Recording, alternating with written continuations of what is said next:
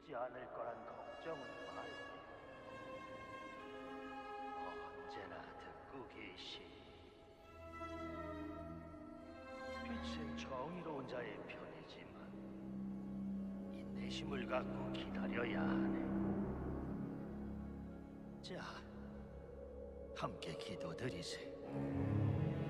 아카라트시여, 저희를 인도하고 보호하사. 아카라트시여, 저희를 인도하고 보호하사.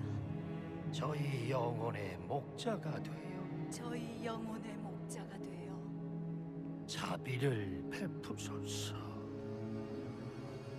자비를 베푸소서. 이곳엔 무슨 일인가? 지금은 내가 이거는 고해의 시간이지 않습니까? 저는 죄를 지었습니다. 전 도둑이랍니다. 가진 자들의 것을 훔쳤죠. 고귀한 빛에서 벗어나 어둠 속에서 제 적성을 찾았습니다. 다들 살인이라 부르더군요. 제겐 단지 임무 완수일 뿐입니다.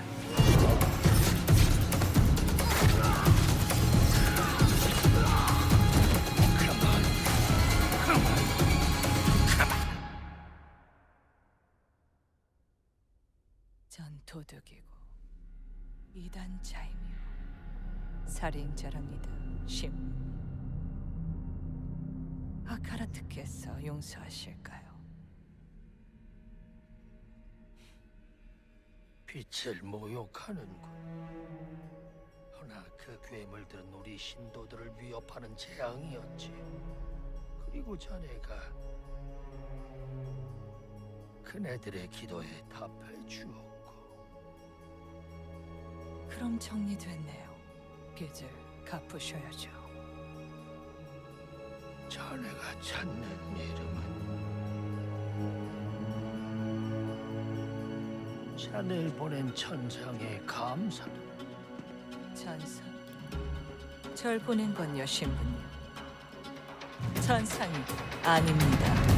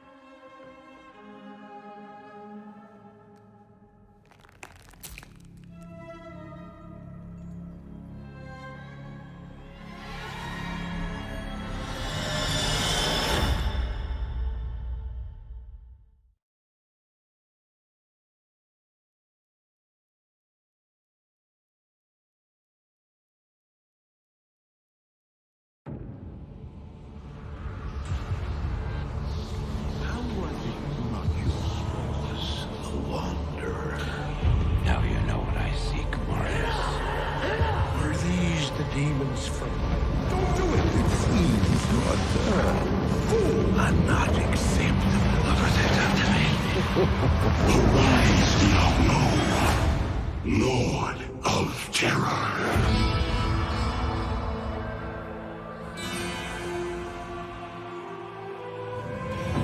Though this be our darkest hour, it may yet be your greatest moment.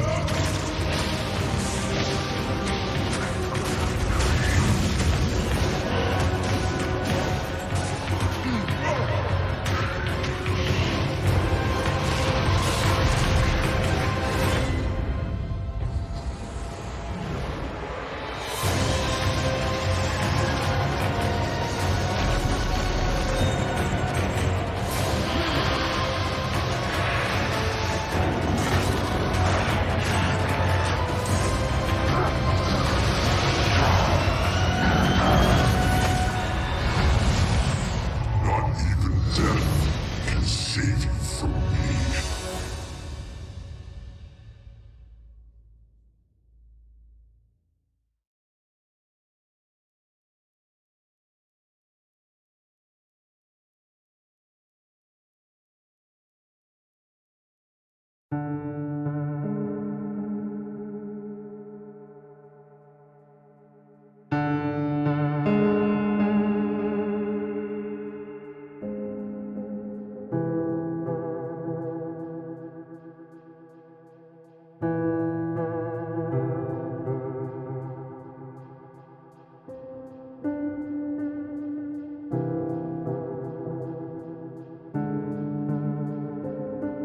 You guys got a sneak peek of Sojourn from last BlizzCon. She's been under development for quite a while, and she's actually quickly at this point become a lot of people's favorites in-house. When we look back at Overwatch when it was originally created, there was a lot of heroes that were made from a gameplay standpoint kind of surrounding a weapon type. For example, Pharah was based on a rocket launcher hero. Widowmaker is clearly like kind of the sniper. We thought there was a weapon that was kind of missing that would be a lot of fun to play with, and that's a railgun. It's so much fun in the playtest to have this really powerful shot that can, rip through enemies if you really are accurate with it. And she's all about that aim skill. So if you got that aim skill, you'll love her. Hero missions are probably one of the things that's the hardest to wrap your head around if you've never played one of them. The goal around hero missions is for these to be this co-op PvE experience. I personally only play competitive mode. Like, I'm all about that competition. And I have friends that they don't want to do that at all. So I'm really looking forward to a game that I can play hours and hours with my friends who aren't in competitive. And it's also something that I'm interested in. Hero missions are the content that people are playing as they are leveling up their heroes. And so for a system like this to really sing, you need a lot of missions. We don't want players to feel like they're just in this grind to get to the top. And there's a lot of really, really good back-end technology that we're exploring so that the heroes are constantly bringing their personality and some light story to these hero missions as well. The goal is to make as many as possible, hundreds of hero missions. We've explored a lot of different ways of getting to that much content. So have like different sets of enemy units that people will be fighting against. And there's different hero mission types. At the same time, hero missions can take place in all of the multiplayer maps that we've done. And we're also adding new spaces onto some of these maps.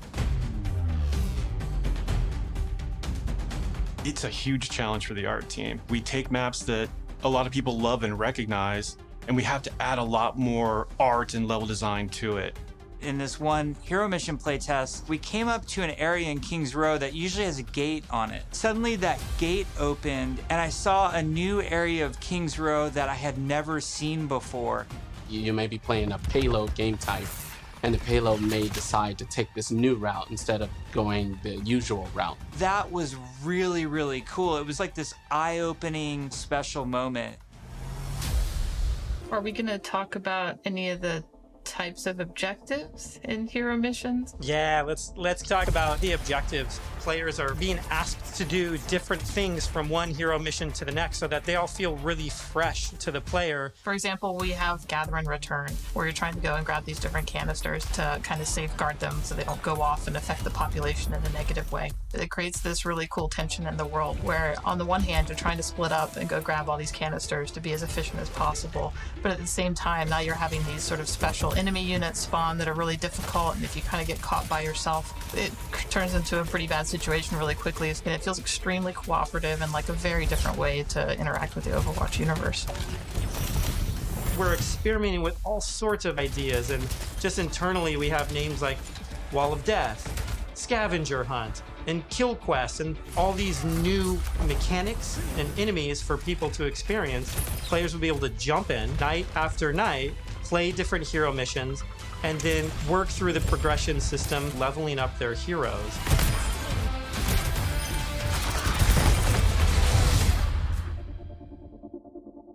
At BlizzCon in 2019, we started to talk about progression, and we showed the very early version of our talent system, which I think was really cool. We had that one talent where like Meg became the rolling snowball, which was a big hit. We've really blown that system out. I'm real excited about talents. You can play the same hero in so many different ways. Now with the skill tree, you can have fun every night doing different things and kind of experimenting. Yeah, the talent system is like really deep and rich, and every single hero has different trees. You might open up 76's tree, and as you're leveling and picking new talents, you're starting to feel your hero change.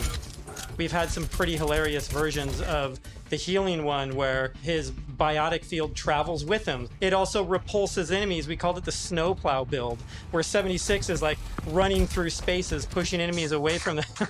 Designing these is super fun because it's like we get to break all the rules that we've sort of established for ourselves, and we get to really take the gloves off and do crazy things like Junkrat can dual wield grenade launchers, and we've had Mercy be able to area effect res their whole team at once at super long range through walls. It's been a ton of fun, kind of like mad scientists making all this stuff.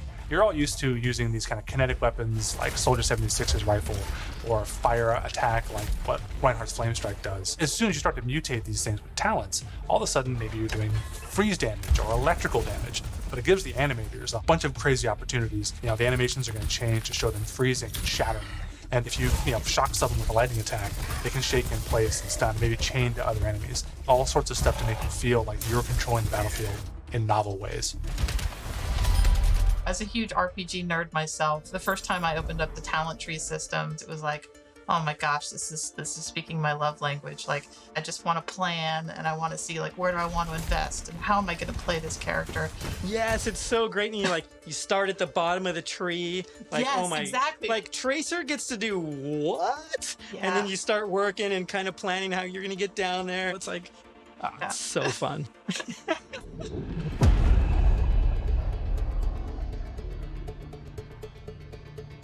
When we look back at BlizzCon 2019 and we talk about some of the criticisms that we had, one of them as a development team that we felt was that the combat was just not engaging enough.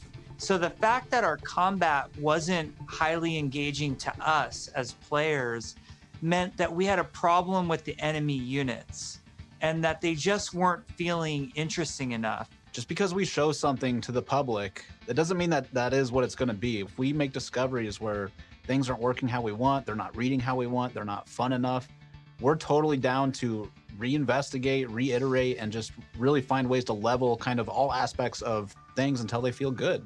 I would say a major focus of all of 2020 was to make the null sector enemy units more engaging. And some of this was adding new units and evolving other units that we had. Interesting combat for us is varied combat for us. So sometimes we're going to ask you to protect something in Overwatch 2.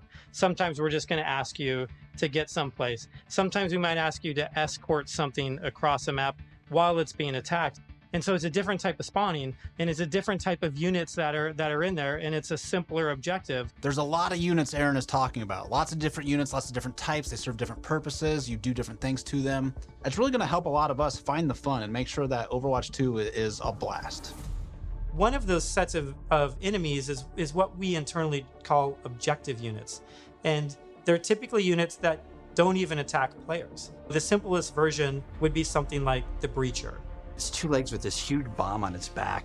It was built to do one thing, slowly and methodically march towards its objective, and then it transforms, and the bomb opens up like a flower. It starts spinning and charging up, and you hear this awesome sound, and you know you have a little bit of time before it's going to explode and you have to take it out.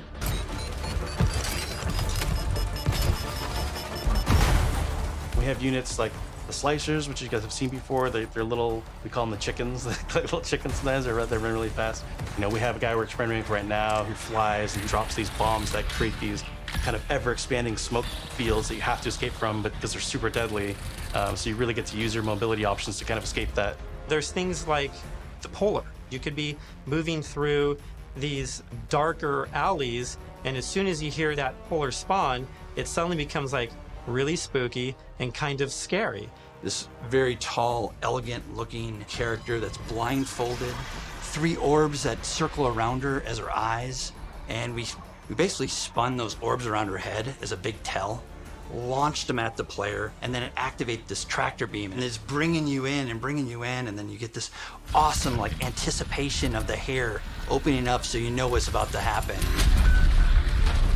One thing we've just recently been experimenting with is this idea of elite units. We didn't want the elite units to feel like they're just, oh, this guy's got double health and double damage. We want to make sure the elite units feel like they have different behaviors and have different attacks. So for example, an Omnic Grunt, normally he fires his gun, he dies pretty simply. If you fight elite grunts, his weapon fires in a burst fire pattern. It's very deadly if you're close. And if you manage to take them out, they don't just die right away. They instead can crawl on the ground towards you, and you try to back away because if they get to you, they can explode. Artillery at BlizzCon, we're all just staring at this, and we're like, what are we gonna do to level this up? One of the things we really felt wasn't coming through was the damage states. We intend for players to shoot these guns off, but currently it's not reading as something that can happen in the game easily. We changed the design, we changed the animation, and we go back and forth and just continually iterate. We decided, hey, you know what? We're gonna just delete half of these damage states, so now it's super readable. From an animation standpoint, we decided on the spinning barrel version. Just did this really nice kickback. The tip of the barrel opens up when it's about to fire and shifts into place and boom! It's really amazing to be fighting an artillery unit and you can see the guns on the side, and as you're shooting the guns, they're actually visibly taking damage, and then you can blow them off and it reacts and kind of stumbles to the side and really makes you feel like you're there, and it's super fun. In a lot of the stuff we've showed so far, you're fighting null sector. These are evil killing machines intent on marching you down. The way you're going to stop them is by shooting them, and we want to make sure that feels responsive and visceral. Really making sure that when they take a hit, it feels like their whole body has been punched, almost like hit by a truck. That's what really sells this fantasy that you're playing these superheroes. One of the cool pieces of technology that we created was what we call chain hit reactions. Oftentimes you'll find null sector bunched up, marching maybe a half a dozen units abreast. You expect if you shoot one, they're gonna knock into their buddies. So we make that happen. Turns out it's really fun too.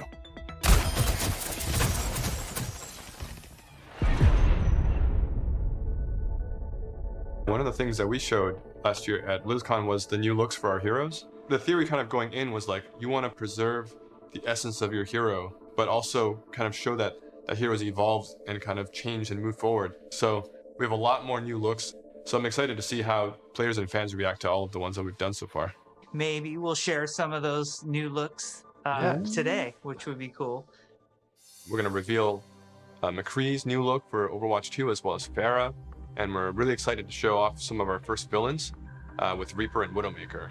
But first, I wanted to talk a little bit about technical wear, kind of like technical clothing. What that really is using very techie fabrics, as well as having very intricate but functional straps designed in a way that it's very aesthetically pleasing. With McCree, we took a couple of different approaches. He's got this classic cowboy look that it's really hard to mess with, because if you try to make him too sophisticated or too techy, it might not feel right for the character. But as a concept artist, you always want to change things around and try different shapes and silhouettes. So we did identify as Red Serape as the main thing for McCree. We also tried a couple different things with McCree's cowboy hat. We didn't really want to mess with that too much because that's a very iconic part of him. So that's another piece that we kept. We tried some retro cowboy looks that mixed in some tech here and there. Some that were a little bit more techy than others, some that were a little bit more classic cowboy. We gave him a little bit of a longer beard, and it really gives him a nice kind of like a more aged look. What's different about Pharah than some of our other heroes is Pharah's completely covered in armor. We didn't want to change her silhouette too much. It was more about experimenting on different colors. So it felt really appropriate for her to be the one to harken back to those original Overwatch colors of white and blue. One of the things that we wanted to update on Pharah was her visor. Instead of being completely opaque and reflective, we tried a little bit more of a transparent approach, and being able to see through it a little bit now allows us to see some more of her emotions. Reaper was actually the ones I was very excited to work on, because I could see a lot of potential in how we can integrate his cloak and his cowl and his armor, and how we can make all those shapes really sing within that classic, Reaper silhouette. We tried a couple takes with the first pass, like completely silver arms, more layers to his jacket. Reaper's mask is obviously pretty sacred to us, but the thing you'll notice immediately is that it's now completely silver. Instead of the bone white, he's got this like almost like deadly edgy silver that just gives him that classic Reaper look. With Widowmaker, we started with the idea stage, exploring a breadth of ideas. We tried things like a more insectoid approach, treasure hunter. One of them made her feel like a classic Bond villain, so we kind of steered it back towards one of the more cyberpunk looking ones, almost like a futuristic femme fatale, which is basically what Widowmaker is, but she even feels more upgraded. So I'm super glad that we went down this route. We played with different hairstyles too. Widowmaker has the really long ponytail that's really key part of her look. And we really liked the hairstyle on one of the designs that was more of a braid, and it was really interesting look that also preserves Widowmaker's original silhouette with that long ponytail. We've been working a lot with our domino engine and making our cloth look better. Now that we have this cloth tech, we're going to be able to make some really cool, unique silhouettes that will help them stand out from other heroes. We put a lot of time and effort into our face rig, and what I mean by that is we're gonna be able to get really close to these characters, and it's gonna feel really cool. It is absolutely worth the time and the effort to invest in the technology, and that way we can make these characters do more things that we haven't really been able to do before. It's been super exciting working on the new looks for Overwatch 2, and it's just been so inspiring to watch the team try things that we've never tried before, and I just can't wait to show off more in the future.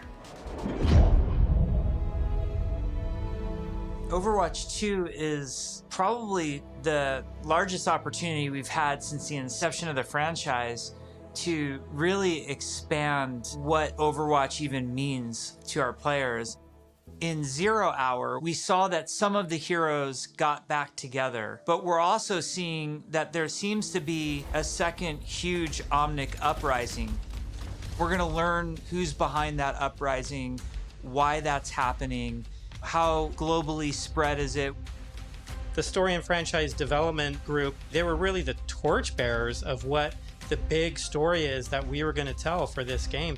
We have a lot of interaction with them. They're working on in-game cinematic intros and outros for every one of our story missions. It's been really great to see this collaboration grow and develop. The story is just a little more integrated into our missions than it ever really has been before. All the available heroes get dialogue for a given mission. We have NPCs, we have multiple hero choices. We have all sorts of events that are happening that are driving players to interact with each other or parts of the environment or other characters. The world of Overwatch is this bright, shiny future. So how do you take that bright, shiny future and create conflict in it? How dark can the world of Overwatch go? The different challenges that these characters are going to have to overcome in Overwatch 2 are things that they haven't ever dealt with before or dealt with on this scale. So what we had to do was literally strip it down to this bare bones of where are these characters in their lives. Overwatch has been disbanded, and now there's a situation where the world's in trouble again, and the world needs the heroes again, but they're not allowed to be doing what they were supposed to be doing.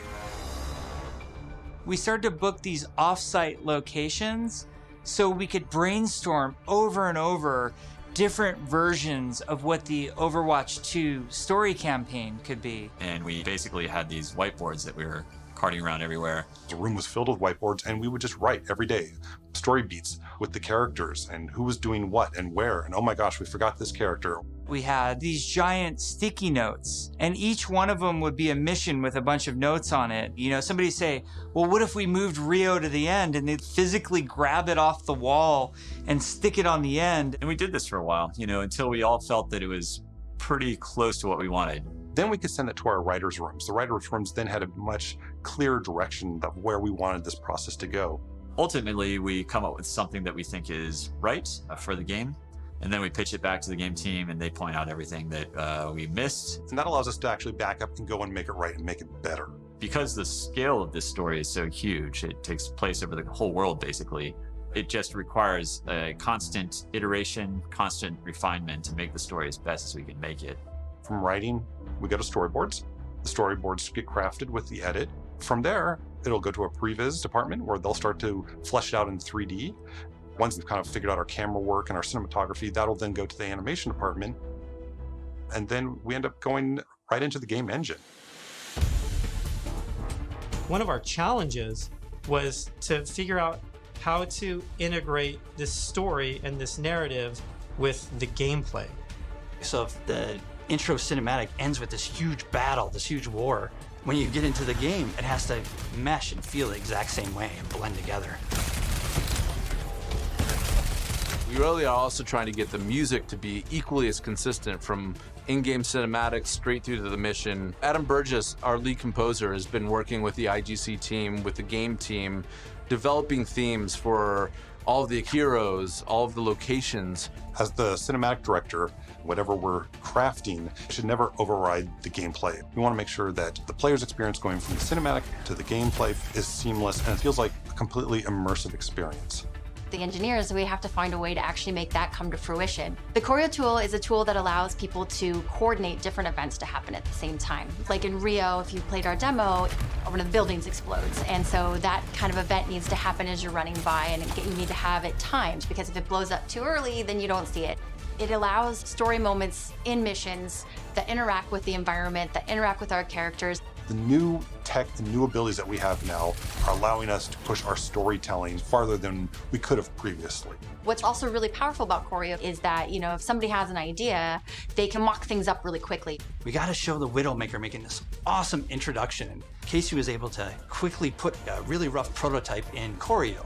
And Philip would come in and on the fly, he's making quick changes. They play tested something that would normally take weeks. It was done in like a matter of days. Each story mission has its own custom map built for it, and these maps are absolutely gigantic. India is one of our biggest maps, and it's a fun map because it has a few story beats that we've taken from recent comics and characters in the game. We've written a history for each city so that the cities feel lived in. And I think that informs the artists so that they know what it is that the city has been through. Gothenburg was our chance to show Torbjorn's workshop.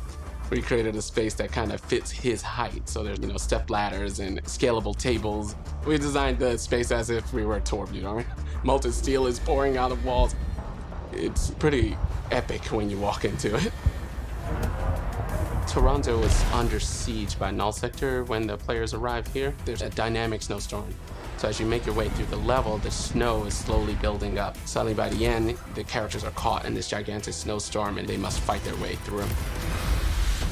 In Overwatch 2, we want to give you choice to be able to play this character or that character. So we're designing a lot of systems around how their relationships develop over the course of the story missions in the campaign. We have a cast of many characters, all on screen, all at the same time, and it's fantastic to actually see them all interacting and working together in ways that we've never actually seen. We've always thought about it and hoped for it, but now it's actually happening.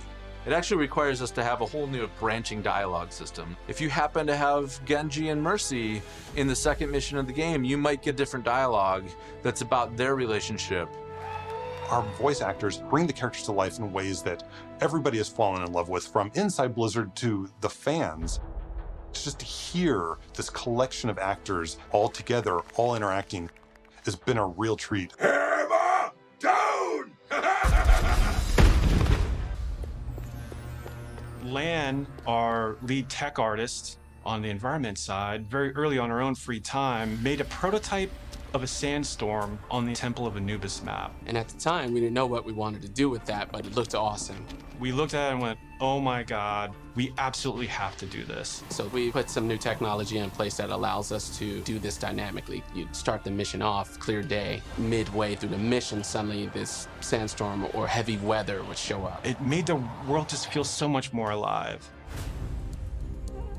There's a sunset, daytime, nighttime, but depending on where you are in the world, these look different. California or Hollywood would have what we call a California sun. In New Bonny, there's a great African sun that happens there. You start to get a sense of space and mood. This is what really brings the levels to life. For me, the dynamic world's exciting. Just seeing these dramatic landscapes, the wind and the atmosphere blowing by. It's a much more cinematic experience for the player. Before you start a mission, you look at a map. It's nighttime in Necropolis. or there's a sandstorm in Necropolis, players can make some comp choices based on knowing this information. Characters like Hanzo or Widowmaker start to be a little more valuable because they have abilities that allow them to see through the sand more clearly.